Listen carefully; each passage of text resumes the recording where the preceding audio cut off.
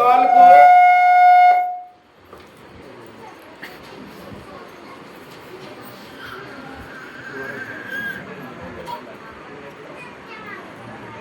हे मेरे बाल को, ये बातें तुम्हें इसलिए लिखता हूं कि तुम पाप ना करो, और यदि कोई पाप करे तो पिता के पास से हमारा एक सहायक है, अर्थात धर्मी यीशु। वचन आज हमें, शांत हो जाइए, वचन को सुनिए, पहले इधर उधर बात ना करें। वचन क्या कह रहा है? हे बाल को, मैं ये बातें तुम्हें इसलिए लिखता हूं कि तुम पाप ना करो। यदि अगर तुम कोई पाप करते हो तो तुम्हारे पास कौन है? एक सहायक।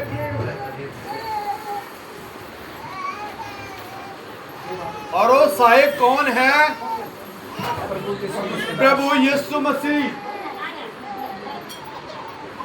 कौन सहायक है? प्रभु यीशु मसीह है। उससे हमें क्या मिलता है? सहायता मिलती है, क्योंकि सत्य और मार्ग कौन है? परमेश्वर है। परमेश्वर। सत्य और मार्ग कौन है? परमेश्वर। आपका सहायक कौन है? परमेश्वर है। आपको बचाने वाला कौन है? परमेश्वर है। कहां से बचाएगा? कैसे बचाएगा? स्वर्ग और नरक की चाबियां किसके पास है? मसीह के पास है, यीशु के पास है। सहायक कौन है? यीशु मसीह है। परमेश्वर कौन है? पिता है। परमेश्वर कौन है? पिता है। और यीशु कौन है? उसका इकलौता बेटा। ये पिता ने यहां पर भेजा है। किसने भेजा है? परमेश्वर ने अपना इकलौता बेटा आपके पास में भेजा है। और वो सहायक है, यानी कि आपकी मदद करने के लिए परमेश्वर ने आपके बीच में भेजा है, मनुष्य बना करके। क्योंकि यीशु मसीह को आपके पास भेजने की क्या आवश्यकता थी? कि अदन की वाटिका में मनुष्य ने पाप किया और परमेश्वर से अलग हो गए, और हम पाप में पड़ गए। लेकिन अब यह मनुष्य क्या है? पाप में पड़ा हुआ है। परमेश्वर ये कहता कि हे बाल को, अगर तुम पाप करो या तुम पाप में पड़ गए हो, तो मैं तुम्हारे पास एक सहायक भेजता हूं, और वो सहायक है प्रभु यीशु मसीह, सच्चा मददगार। ऐसा कोई भी और मददगार नहीं है। ऐसा कौन है जिसने मनुष्य के लिए अपना प्राण दिया? ऐसा कौन है जिसने मनुष्य के लिए दुख उठाया, पूरी मानव जाति के लिए दुख उठाया? और कौन है? बताइए आप। और कोई ऐसा है? ऐसा और कोई नहीं है। मानव जाति के लिए अपना लहू बहा देने वाला और कोई है नहीं। दोनों बाहें फैलाया हुआ और पुकारता हुआ कि तुम मेरे पास आ जाओ। ऐसा परमेश्वर जो क्रूस के ऊपर मानव जाति को माफ कर दिया, और कोई नहीं है। वो सहायक है, वो सच्चा मददगार है, और ऐसा कोई मददगार है ही नहीं।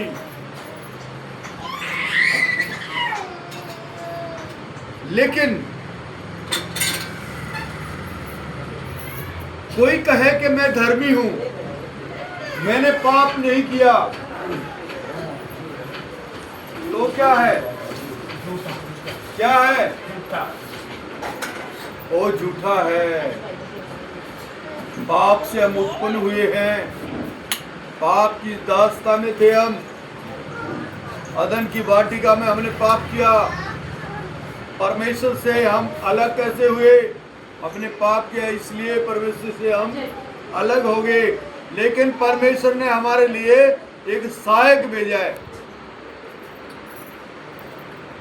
पापों से छुड़ाने के लिए और अंधकार से निकाल करके रोशनी में लेकर के आने के लिए हमें कौन भेजा है?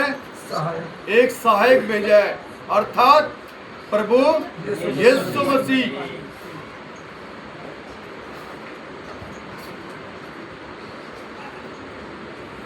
इसमें 15 पढ़ते हैं, तुमने तो संसार से और न संसार में की वस्तु से प्रेम रखो।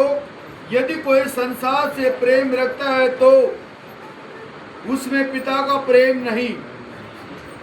अगर तुम संसार की वस्तुओं से प्रेम करते हो, तुम्हें पिता का प्रेम नहीं है। वैसा प्रेम नहीं है जैसा पिता आपसे प्रेम करता है, क्योंकि तुम संसार की वस्तुओं से प्रेम करते हो, उससे प्यार करते हो, और संसार की वस्तुएं ही आपको कहाँ लेकर के जाती हैं? पाप में। सोने वाले आंख खोल के सुनो, संसार की वस्तुएं कहाँ लेकर के जाती हैं? पाप में। पाप से बचाने के लिए कौन है? एक सहायक। उस सहायक को किसने भेजा है? परमेश्वर पिता ने। इसीलिए हम संसार की मोह और जो माया है उससे निकल करके सच्चे उस परमेश्वर से प्रेम करें जिसने हमसे प्रेम किया, और ऐसा प्रेम किया कि और कोई भी नहीं कर सकता। अपने हाथों में कीले कोई ठकवाएगा, सिर में कांटों का ताज कोई पहनवाएगा, पसलियों में बर्छियां कोई लगवाएगा, कोई अपना पूरा प्राण पूरा मानव जाति के लिए देगा? क्यों देगा? ऐसा कोई नहीं कर सकता। लेकिन ऐसा यीशु मसीह ने किया, क्योंकि ये परमेश्वर की आज्ञा थी, उसका भेजा हुआ था कि तुम जगत में जाओ और लोगों के बीच में रह करके सुसमाचार दो।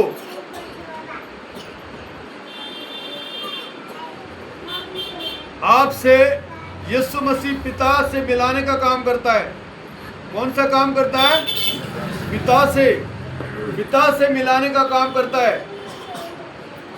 चलो ने कहा था कि हे गुरु, हम पिता को देखना चाहते हैं। चेलों ने क्या कहा था? हम पिता को देखना चाहते हैं।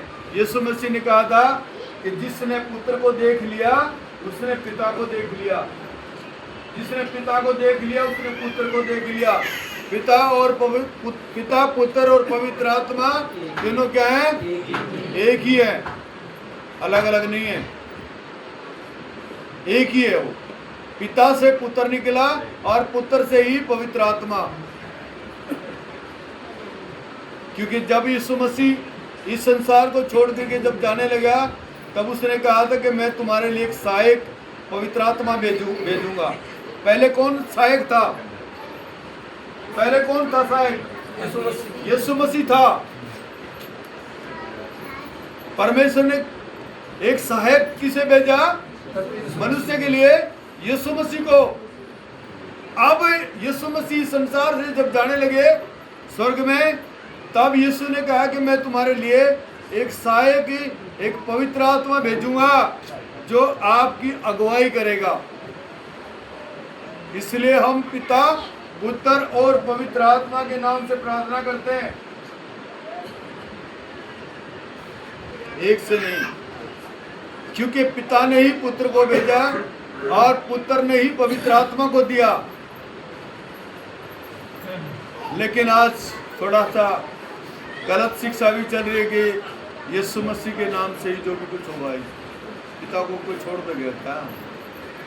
पुत्र को विरासत कहां से मिलती है? पिता से।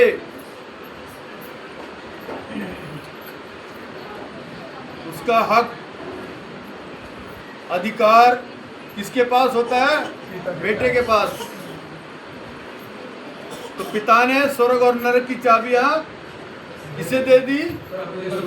पुत्र को दे दी है। तो कह रहा कि हे बालको, अगर कोई तुम पाप भी करते हो तो मैंने तुम्हारे लिए एक सहायक को भेजा है जो आपकी सहायता और मदद करेगा। पापों से छुटकारे के लिए हम क्या करते हैं? यीशु मसीह के पास आते हैं, क्योंकि उसने अपना लहू बहा दिया।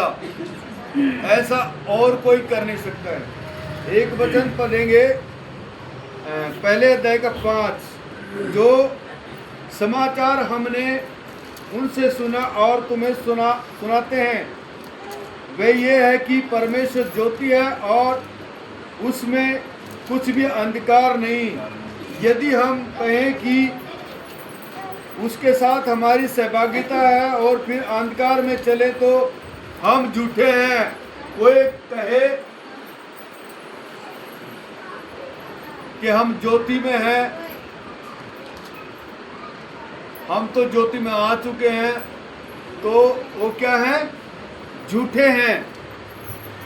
जो ये इस बात की गवाही देते हैं कि हमने परमेश्वर को देखा है, हमने ज्योति को देख लिया है, हम स्वर्ग और नरक को जानते हैं, हम पूरी तरह से धर्मी हैं। धर्मी संसार में कोई नहीं है। पाखंड ज्यादा करते हैं, परमेश्वर की भक्ति कम करते हैं। तो इसलिए जो अंधकार में चलते हो क्या है? झूठे हैं। और परमेश्वर ने हमें अंधकार से निकालने के लिए प्रभु यीशु मसीह को यहाँ पे भेजा है, क्योंकि प्रभु यीशु मसीह कहता है, क्या कहता है? कि जीवन की ज्योति मैं हूं। जो मेरे पीछे चलेगा वो अंधकार में नहीं पड़ेगा।